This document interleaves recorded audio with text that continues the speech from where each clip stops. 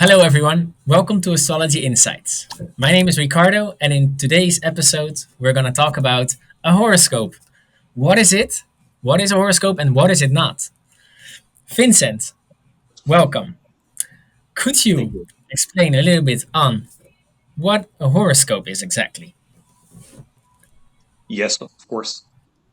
Maybe it's important to point out what a horoscope is not, because many people believe that a horoscope is a little story connected to their sun sign in like a magazine or an internet site.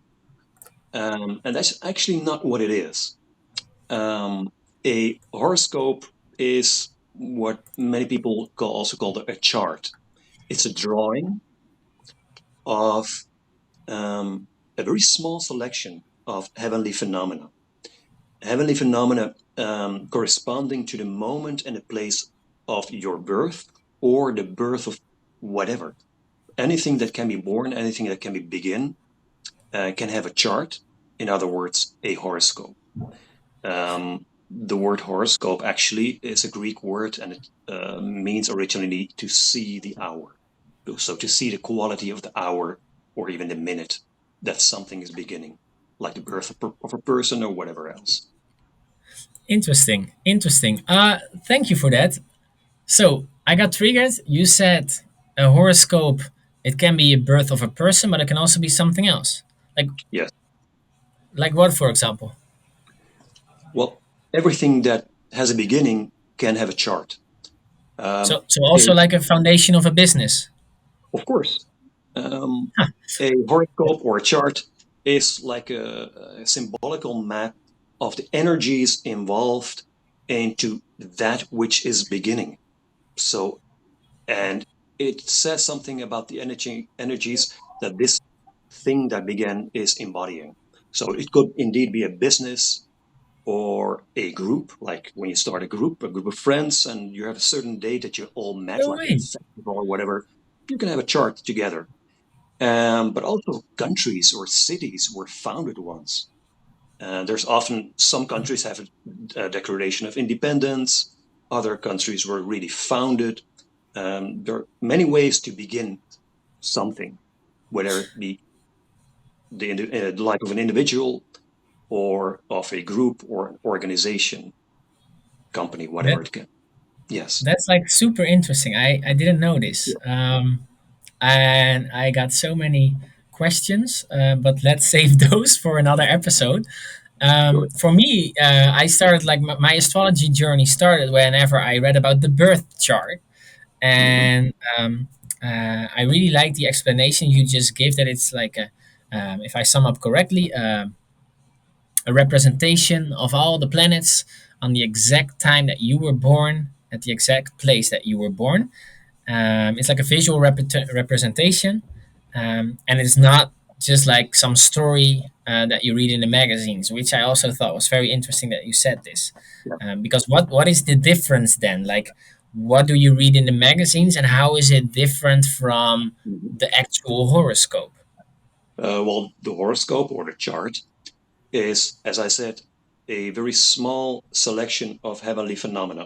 You already mentioned the planets. It's actually a very small band across the sky. And across this band, the sun, the moon, and all the planets move.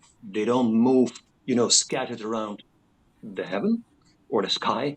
And they move in a very orderly way across heaven along this path. This path was called by the ancient Greeks the ecliptic because it's a path where eclipses happen. That's how it sort of started because eclipses were very important to many people in antiquity. So it's this small selection. You can draw like a schematic, a scheme, a diagram, you might call it, of that. That's your tool as an astrologer. It's really an instrument for your work as an astrologer.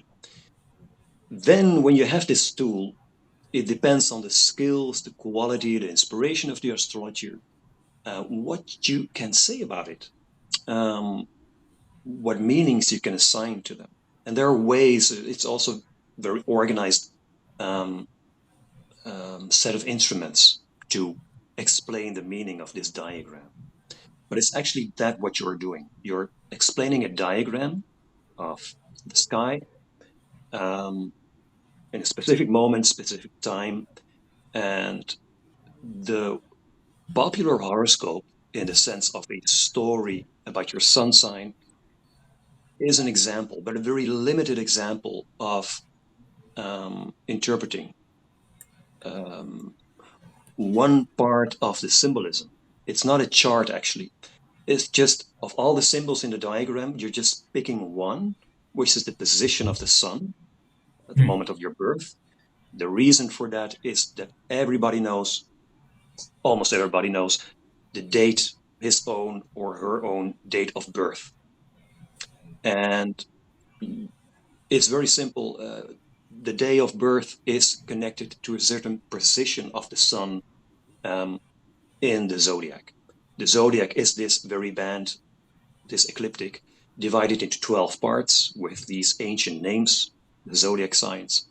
And every month, the sun travels through one of these zodiac signs. So, a horoscope on an internet site or a magazine is not so much a chart or chart interpretation.